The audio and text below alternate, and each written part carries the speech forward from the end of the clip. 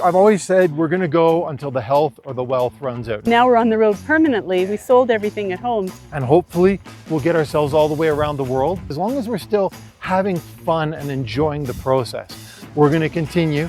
Meet Michael and Angela, a Canadian couple who sold everything, hopped onto motorcycles, and started riding from Canada down to South America.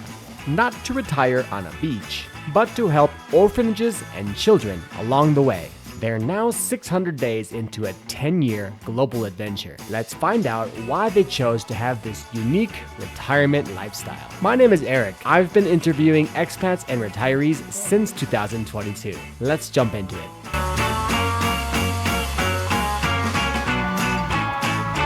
Welcome back to the channel, guys. We find ourselves in the biggest expat hub of all of Ecuador.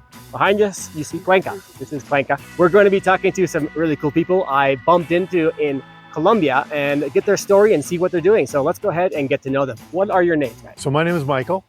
And I'm Angela. And if you think Michelangelo, you'll remember it. Where are you from? We're from the west coast of Canada, Victoria, British Columbia, near Vancouver, near Seattle. We bumped into each other in a very strange way because I actually found you guys online and you're doing a project. Let's jump into what your project is. Okay, well, we call ourselves the Toonie Project.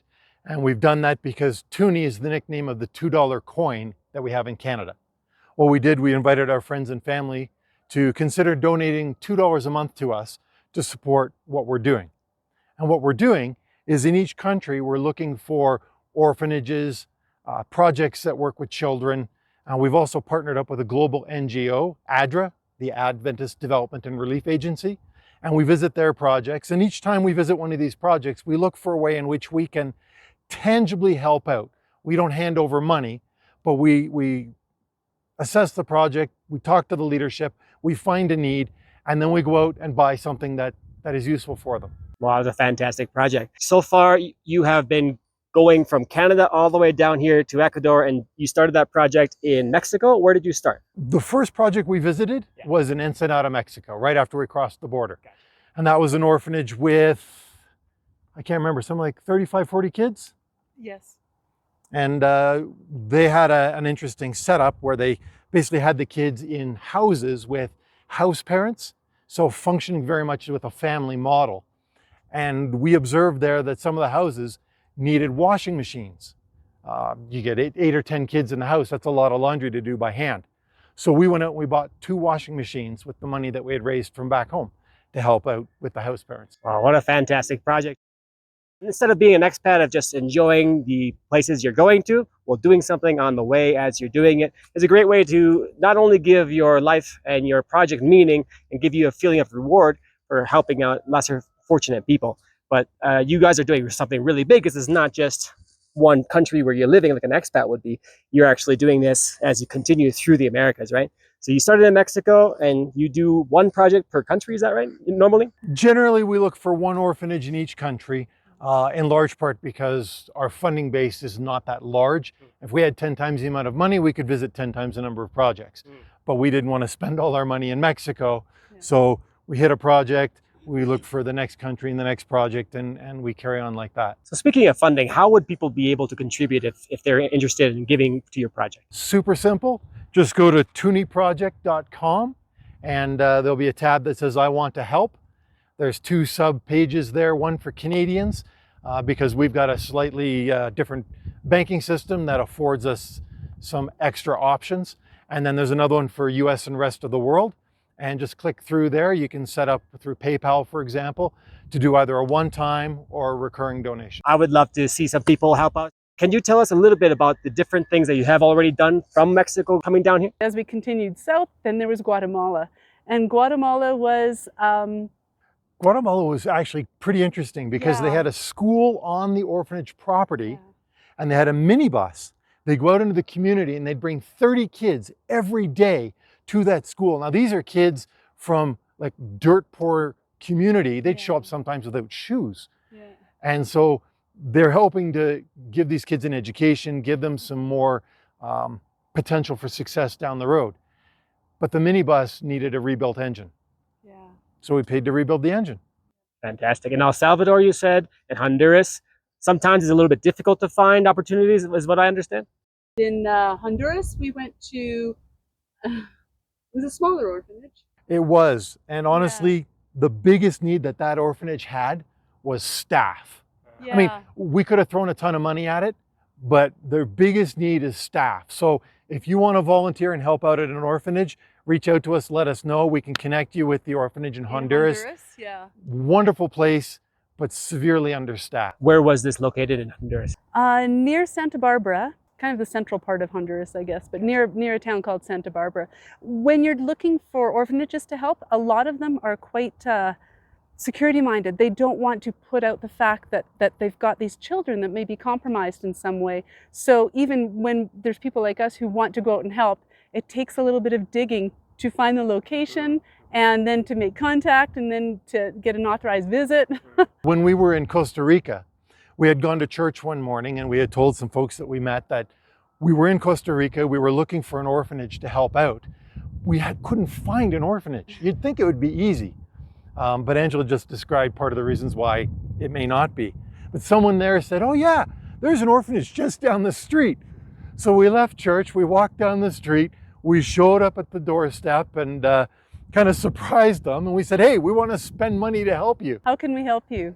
And it was really neat. She was like pleasantly surprised, spent the time with us, gave us a tour. And this is a location where they had 6 babies, infants, at one time around the same age, and it was a lot to handle. And so my heart just went right to the let's help the babies. What can we do? So we organized a shopping trip and filled 3 buggies with all of the necessities. That was a bit random, but it worked out perfectly. I've met expats, explored prices, walked the streets, and looked into safety. If you're serious about Ecuador, check out my full playlist for real boots on the ground info. Can you mention one of the projects that stuck out? In Cartagena is fairly flat on the coast, but there's this one little hill, if you will. And on this hill is a super poor community. A lot of violence, a lot of drugs, a lot of you don't want to go there kind of thing. But we did go there because we learned about a project that ADRA was running there.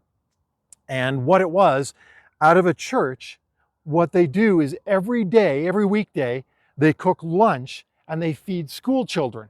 And they do it in 2 waves. So the kids that are going to school in the afternoon come in first and get a meal, and then they leave, and then the kids who are coming out of school come in afterwards and get a meal. And the thing that fascinated me was first, for many of those kids, that was the only meal they would eat in a day.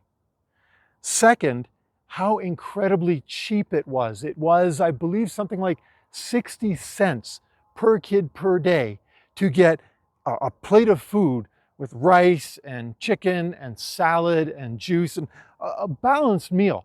So it was really fascinating to see that. And then as we talked to the leadership there, we learned that this is not a safe community. But the church has never had any problems with vandalism. The members of the church have 0 issues. They've never been assaulted. They've never been mugged. The community considers those people untouchable, because the community recognizes the value of the work this group does in their community. And this is a perfect example of $2 will actually feed 3 kids.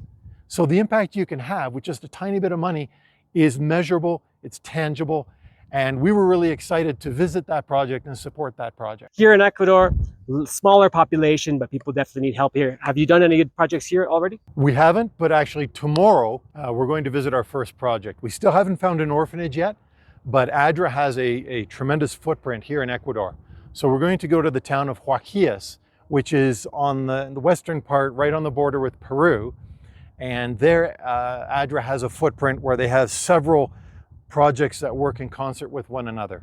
They have a project that helps to provide training for women to give them business skills and whatnot so they can have their own opportunity for income. There's a children's protection program there. Medical van. The medical van, shelter for immigrants, the migrants that are traveling through, food kitchen sort of thing. This is what we've learned so far. Once we get there, we'll get more details. And The guy that's the project manager there is going to show us around and give us a really good grasp as to what ADRA is doing there. If you're enjoying this interview and you're interested in seeing more content like this, you can check out my playlist called the Expat Interview Playlist, where I have been interviewing people from Guatemala all the way down through Central America and now here in South America. So we don't even call it a trip anymore because now we're on the road permanently. We sold everything at home, so to make it more difficult to get to want to go home every time except for our kids. So Michael pitched this as a 10-year adventure. 10 years is a long time, but yeah, we are 604 days into that 10-year adventure, and we're just gonna, see everywhere there is in South America, and then carry on possibly to Africa, Western Europe. And we'll see. I've always said we're going to go until the health or the wealth runs out. Now, we're not wealthy, but after 24 years in the military, I'm retired with a pension. Yeah. So I get a check every month. So that's never going to stop until I die, which hopefully doesn't happen for a long time. So as long as we remain healthy, as long as we can keep picking up the bikes, as long as we're still having fun and enjoying the process, we're going to continue. And hopefully we'll get ourselves all the way around the world and see as much of the world as we can. Yeah. Soak in the culture, soak in the sights, do some good as we travel, and just enjoy and be able to take some of those experiences and share them with our friends, our family, our followers, help them to get a sense of what the world is like. If you want to help them out, what's the name? Toonie Project, TWONIE. Right. So website, ToonieProject.com, Facebook, Instagram, and occasionally YouTube. And guys, if you're enjoying all the content, let us know in the comments. Tell us what you think about doing a long 10-year plan like these guys. I mean, some call it crazy, some call it amazing. I think it's a little bit of both, right? Yeah. Yes. Great meeting you. Nice to meet you as well. Nice to meet you too, Eric. If you're interested in checking out my motorcycle-specific videos in Latin America, check out my other channel, Moto Nomad Eric.